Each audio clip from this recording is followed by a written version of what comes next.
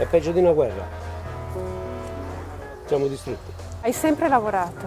Sì, io sono una cassiera di un grande supermercato in centro a Milano. Certo, il rischio c'è anche per noi, perché noi entriamo nelle stanze di degenza. E la ripresa sarà molto devastante. Sembra un controsenso. È una ripresa devastante.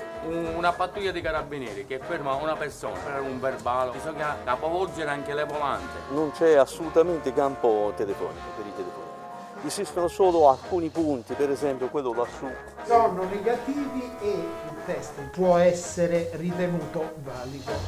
TV7, il vizio di raccontare i fatti. Questa sera 23:50, Rai 1.